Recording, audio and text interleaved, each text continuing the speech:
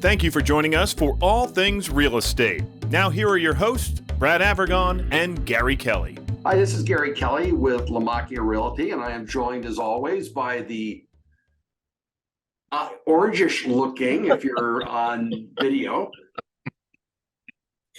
Brad Avergon I'm of Fairway Independent Mortgage. Fairway Independent Mortgage. I don't know how I'm getting that orange-ish hue, but Well, I know how I'm getting the whitish hue. I've got lights in here that you got a lot more kilowatts going in your space, I think, than mine. I've got some overhead lights, and I've got this halogen face light here, which is, as I mentioned to you before we started, I think I'm blinding myself. So the next show, you'll be the blind Brad Avergon from Fairway Independent Mortgage.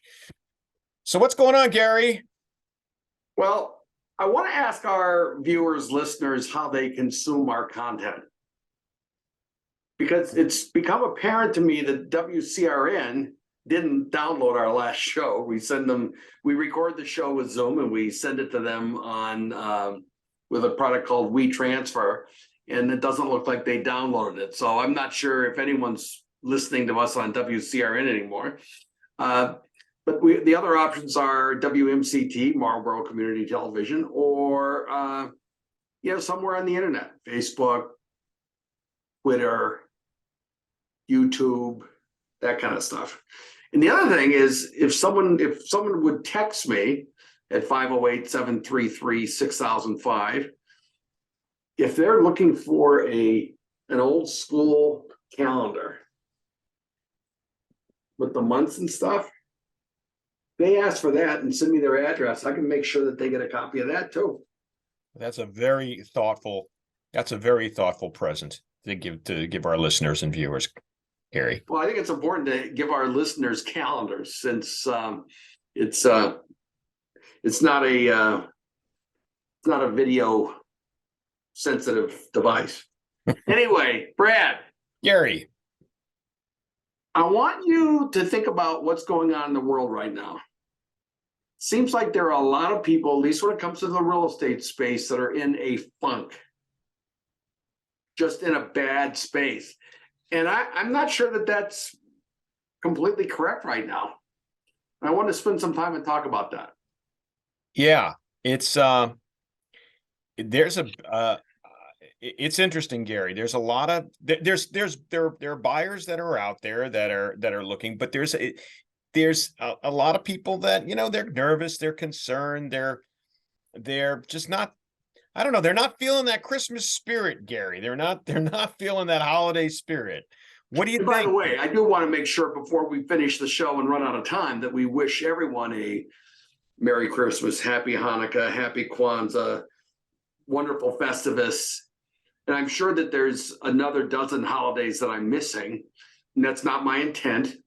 I just am not they're not coming to my mind immediately. Mm-hmm. I want to wish them all a happy whatever you celebrate kind of thing. That's right. And we do have a lot to be grateful for, but I think that you're right. There's this like hanging a little bit of clouds, let's say, hanging clouds over it.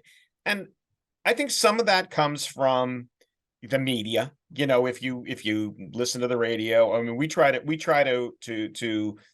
be real with our clients about what's really happening, but also try to say these are opportunities and try to be optimistic and things. But if you do flip on the television or you flip on the radio, it's kind of hard not to get a little depressed, because quite frankly, that's what they lead their stories with. It's like one catastrophe, one negative thing after another. And I think sometimes that's hard for people to listen to, but I think there's a lot of good things that are going on right now, both, in real estate and economics and finance and even in the world. There's a lot of good. It's just, we don't always get to hear it all.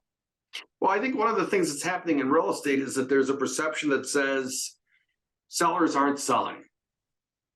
And while I have some sympathy with some of that, if someone puts their home on their market in the middle of winter in New England, they want to sell their house. I would agree. I would absolutely agree, Gary.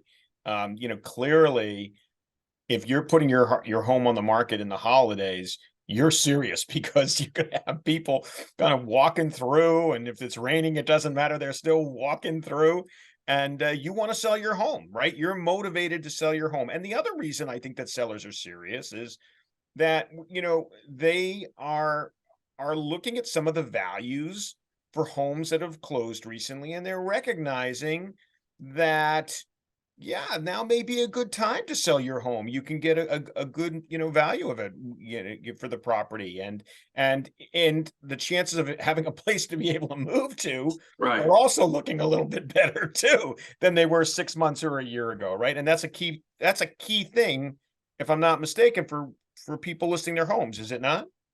Well, I think it is. I think that, people want to sell their house. And then the question is, well, where are you going to go?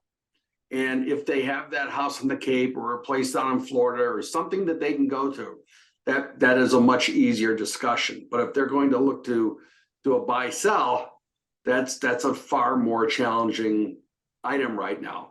I do believe that if someone's looking to put their house in the market right now, they'll sell their house at a fair price, but you're not going to see people out there testing the market. They want to sell their house. But that also means you're not going to get any, and here's a reference for you, any filing basement bargain pricing. For our older viewers that know what that means, right? Our viewers that have been around for a while. Yeah, I would agree with you, Gary. I mean, you can see it, and maybe this is where some of that comes, the sentiment that you were talking about comes from. There are people that are saying, look, I want to get what my neighbor got a year ago. And the reality is, right, we were in a different market a year ago. And now I think more than ever, it's so important for them to turn to a professional such as yourself and as like you and Sue, and really get a fair market analysis of what's the market doing right now, what's on the market, what is a good price point for our home. Because if they go in with those unrealistic expectations, it's not like basically the house, sits there and gets stale, right? I mean, Right. and then they lower the price and people start saying, well, what's wrong with this property? I don't want to put an offer. It's been sitting for 30, 60, 90 days. I don't want to put an offer on it. There's got to be something that I can't see. Right? Exactly right. Yeah. We've been working with a couple of buyers, and we're finding that the houses that we're showing them have been on the market longer than they would have been before. Okay. And part of that, I think, is price point. Part of that is buyer interest. Part of that, frankly, we'll talk about it in the second half of the show, are the interest rates and where they are right now. So that's a bit of a challenge. But I think that we're showing one house that happens to be a for sale by owner, and we haven't seen those in prevalence in a while. And I think that we're also looking at homes that perhaps are a little bit distressed, been sitting around the market for a while, and that's okay, because people still have to sell their homes. Either they've made the decision to move on, or they've gotten divorced, or need a larger home, or whatever. And one of the things we see a lot is parents or spouses passing away, and then the person needs to sell their house. It's just that simple. Yeah, I would agree. I would absolutely. One of the things that's often hard is getting the house ready for the showing.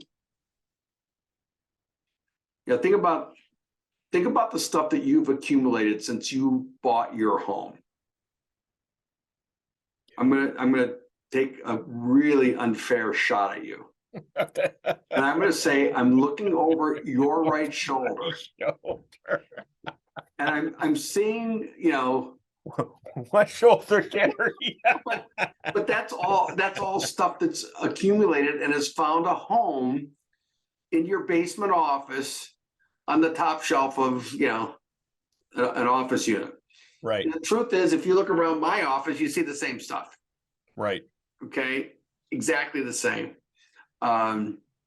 So yeah, we all do it, and then that becomes a huge thing for people to think about and deal with, because they're not accustomed to dealing with getting rid of stuff.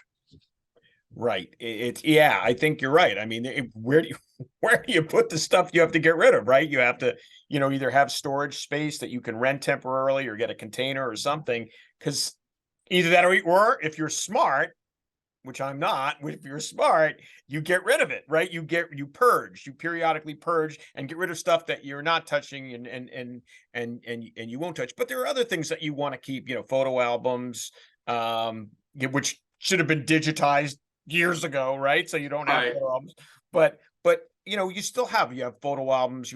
I have a record collection over there of vinyl records that I like to listen to periodically. So there's stuff that makes your house a home that wouldn't necessarily help you, I would think, when listing your property, Right, exactly. And so I think that that's a huge challenge for people. One of the things that we say to people is you putting the stuff in the dumpster is certainly an approach, but there's so much need in the world right now. Donate it. There are people that will come in and auction it off, which keeps it alive, so to speak.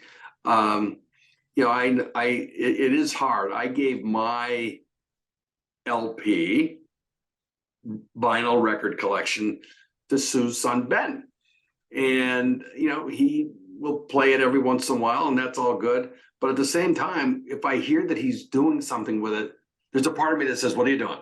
Okay, that Meatloaf album was the original album, and it's vinyl and it's great.